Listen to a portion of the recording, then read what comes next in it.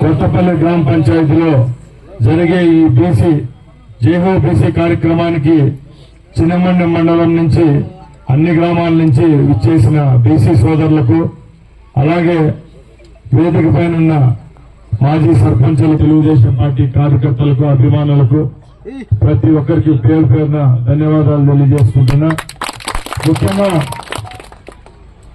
ఈ కార్యక్రమం ఏర్పాటు చేయడం, ఎందుకంటే ఏ వర్గాలైతే స్వాతంత్ర్యం వచ్చిన తర్వాత పాతాళానికి తొక్కబడ్డాయో ఆ వర్గాలన్ని దానిలోనూ నేనున్నానంటూ ఆ రోజు ఎన్టీఆర్ గారు తెలుగుదేశం పార్టీని స్థాపించడం జరిగింది.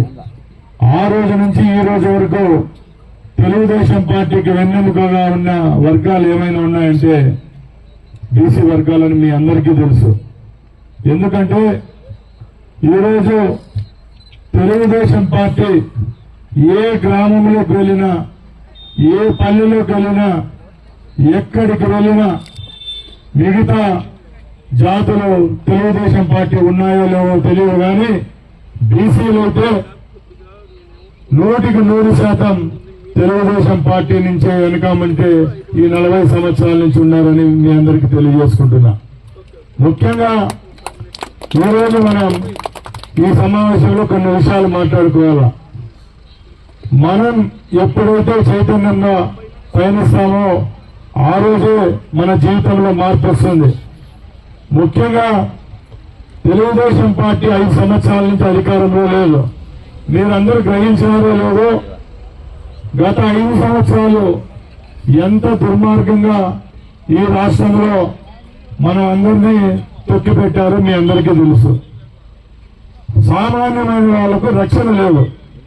ఎవరైనా గుండె మీద చేయబెట్టుకుని పడుకుని రోజులు 5 సంవత్సరాల నుంచి మీరందరూ గ్రహిస్తూనే ఉన్నారు. వాళ్ళ సొంత భూములు కాపాడుకోలేని పరిస్థితిలో ఒక రైతుంటే సొంతంగా వ్యాపారం చేసుకునేదానికి ఒక వ్యాపారస్తుడు భయపడే స్థితికి తెచ్చిపెట్టారు 5 సంవత్సరాల నుంచి. దీని అంతటికి కారణం ఏంటంటే ఈ జగన్మోహన్ రెడ్డి, వైఎస్ఆర్సీపీ ప్రభుత్వం. మీరు ఒకసారి గమనించాలా, ఎప్పుడైనా ఈ 40-45 సంవత్సరాల నుంచి ఇన్నిసార్లు ఎలక్షన్లు జరిగినాయి, వేరే వేరే పార్టీలంతా ముఖ్యమంత్రులుగా ఉన్నారు. ఏ రోజు లేని సమస్య ఈ 5 సంవత్సరాల నుంచి మనందరం చూస్తా ఉన్నాం. ఎందుకంటే ఒక సామాన్యమైన మనిషిని ఇంట్లో కూర్చున్నా కూడా మనశ్శాంతిగా బతికే ప్రభుత్వం ఏదైనా ఉందంటే జగన్మోహన్ రెడ్డి ప్రభుత్వమే. దానికి ఉదాహరణలు చెప్తా పోతే లక్షలాది ఉదాహరణలు ఉన్నాయి. ఎందుకంటే ఎవరి మాన ప్రాణాలకు ఎక్కడ భద్రత లేని పరిస్థితి ఎక్కడన్నా ఉందంటే మన ఆంధ్రప్రదేశ్ లోనే ఉంది. ఎందుకంటే రాజకీయం ప్రతి ఒక్క దాంట్లో దూరేశారు. రాజకీయంగా ప్రతి ఒక్క దాంట్లో వేరు పెట్టడం ఈ వైసీపీ ప్రభుత్వం లక్ష్యంగా పెట్టుకుని ఈ 5 సంవత్సరాల నుంచి ప్రజలనైతేనే తెలుగుదేశం పార్టీ కార్యకర్తలైతే సతాయిస్తా వచ్చినారు లేదా మీ అందరికీ తెలుసు. దాంట్లో కొన్ని చెప్తాను చూడండి. మనం ఇల్లు కట్టుకోవాలంటే మన ఇంటి వెనకాల పాడు ఏట్లోనో లేకపోతే పాడుపడిన బావిలోనే తీసుకుంటే మనం ఎత్తుకోకూడదు. అదే వైసీపీ వాడు రాయచోటుకో చిన్నమండముకో 2,000-3,000 రూపాయలు ఇచ్చి ట్రాక్టర్ తోలుకునేదానికి వాని హక్కు వస్తుంది. ఈ ఒక ట్రాక్టర్ మట్టి తోలుకోవాలంటే పోలీసు వాళ్ళు రారు, వాళ్ళు ఎక్సైజ్ వాళ్ళు రారు.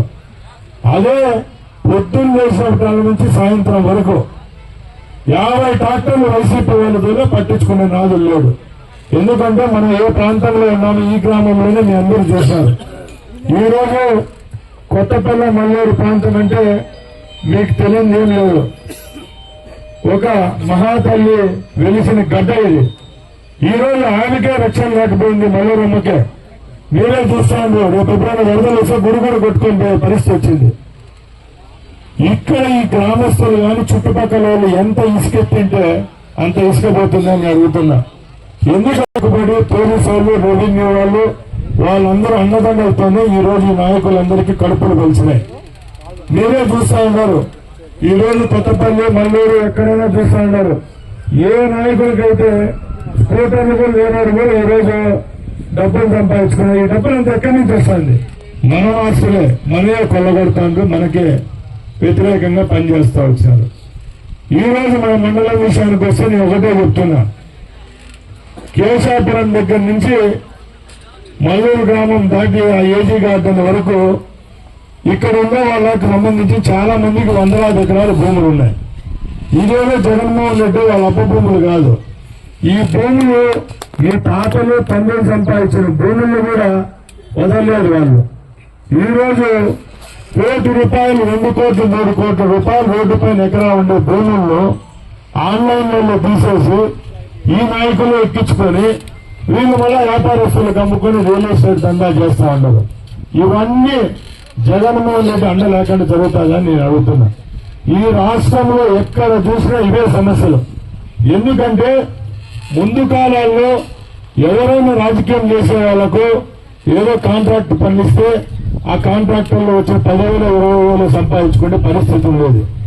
ఈ రోజు జగన్మోహన్ రెడ్డి వచ్చిన తర్వాత కాంట్రాక్టులు, వర్కులు ఏం లేవు, ఎక్కడ ఫండ్స్ లేవు. ఈయన ఏం చేశామంటే ఈ పనికిమాలిన జనాల్లో ఈ కార్యకర్తలందరినీ వైసీపీ బ్రోకర్లందరినీ జనాల మీదకి వదిలేశాడు. ఈయన మీదకి వెళ్ళి పిచ్చుకోకలాగట్టు జనాలను కలిసే విధంగా ఈరోజు మనమే తోలి మనకు భూములుంటే లాక్కుంటారు, ఆన్లైన్ ఉంటే తీసేస్తారు, చుక్కల పట్టాలుంటే మనకైతే చుక్కల పట్ట రెగ్యులర్ కాదు, వాళ్ళకైతే కలెక్ట్. మన కర్మను మనం బతుకుతా ఉంటే కూడా బతకనిచ్చే పరిస్థితి అయితే లేదు.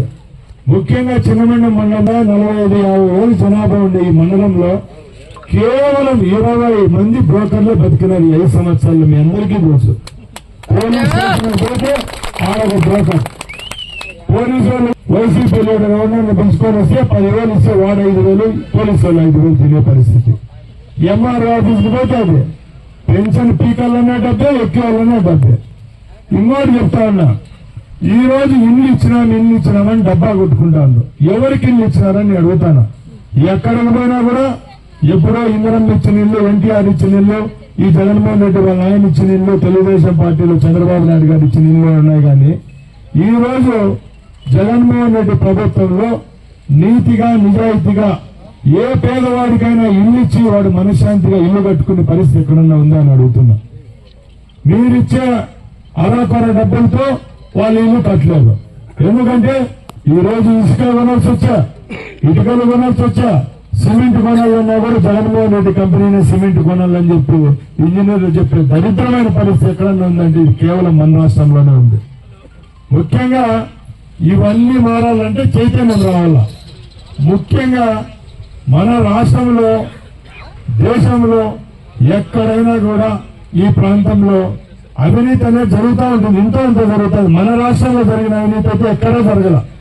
ఏమంటే అడిగేవాళ్ళు లేడు, అడిగితే జైల్లో సరైన భయం. మనమే చూస్తున్నాం.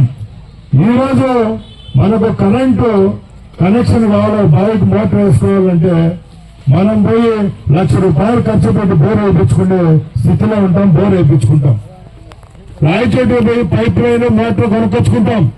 ఇవన్నీ అక్కడ దొరుకుతానే కాబట్టి కొనే పరిస్థితి ఉంది. బోరు కానీ మోటార్ కానీ. కరెంటు కనెక్షన్ అనేది ఇచ్చేది ఎవరికి చెప్పండి? అది గవర్నమెంట్ వల్ల. ఈ రోజు 2 సంవత్సరాల ముందు చలానా కడితే వాళ్ళకు రాదు. బోరు వేయకుండా కూడా ముందే ట్రాన్స్ఫార్మర్లు పెట్టుకున్నారు. అంటే ఇంకా బోర్ అయినా అంటే బిడ్డ పెట్టక ముందే వీళ్ళు వాళ్ళ బిడ్డలు బంగారు చైన్లు కొనుక్కున్నట్టు రైతు ఎవరైనా బోర్ వేసుకొని చేసుకునే పరిస్థితిలో ఈ రోజు వాళ్ళు అడ్వాన్స్ గా పెట్టుకునేస్తారు. నేను ఒకటే అడుగుతున్నా, ఎమ్మెల్యే లెటర్లు బోర్కి ఏమవసరం? ట్రాన్స్ఫార్మర్ పెట్టుకునేదానికి ఎమ్మెల్యే లెటర్ ఏమైనా అవసరం ఉందని నేను అడుగుతున్నా. ఇవన్నీ అన్యాయాలే. రాజకీయంగా ఏ నాయకుడైనా కొన్ని విషయాల్లో చేయి దొరుకుతున్నా. ఈ రోజు మోడల్ స్కూల్లో సీటు కావాలని ఎమ్మెల్యే చెప్పాలా, పెన్షన్ కావాలన్నా ఎమ్మెల్యే చెప్పాలా, లేకపోతే ఇక్కడ చెంచాగాళ్ళు చెప్పాలా? ఏ విషయంలో రాజకీయ జోష్యం లేకుండా ఉందో మీరు ఒకసారి గమనించాలి. ఎక్కడ చూసినా రాజకీయ నాయకులు దూరిపోయినారు. అట్లని చెప్పి వాళ్ళన్నా 100,000 మందిగా ఉన్నారంటే అది లేదు. అంతా కలిస్తారు, అంతే 20 మంది లేరు. మనమేమో చూసి సంఘాలు గుర్తుకోవడంలే. విషయం చెప్తానా, ఈ రోజు ఏ పనులకైనా ఎమ్మెల్యే పోయి ఓట్లు అడుగుతా అంటే అతని ముఖంలో చూడండి, చెప్పండి. వాలంటీర్లు, ఆయన గన్మెన్లు, డ్రైవర్లు, పాంప్లెట్ ఇచ్చేవాళ్ళు 3 తప్పక ఎవరు లేరు. అంటే దీని విషయం ఏమంటే ఏ అధికారంతో పేదవాళ్ళను కడుపు కొట్టి మీరు సంపాదించుకున్నారు, మీరు కార్యకర్తలు ఈ 5 సంవత్సరాలు చేసిన పాపాలు ఇప్పుడు 12 రోజులు వచ్చేసిన వాళ్ళకి. అది జరగాలంటే మనం ప్రజల్లోకి పోవాల. మనం ప్రజల్లోకి పోయి జరిగిన తప్పులు చెప్పాలా. ఏం చేసింది ఈ ప్రభుత్వం, ఎలాంటి వైఫల్యాలు ఉన్నాయి ప్రభుత్వంలో, ఎక్కడన్నా న్యాయం జరిగిందా అని అడుగుతున్నా. ఈరోజు జగన్మోహన్ రెడ్డికి శ్రీకాంత్ రెడ్డికి ఒకటే సవాల్ విసురుతున్నాం. జగన్మోహన్ రెడ్డి ఎప్పుడు చెప్పేవాళ్ళు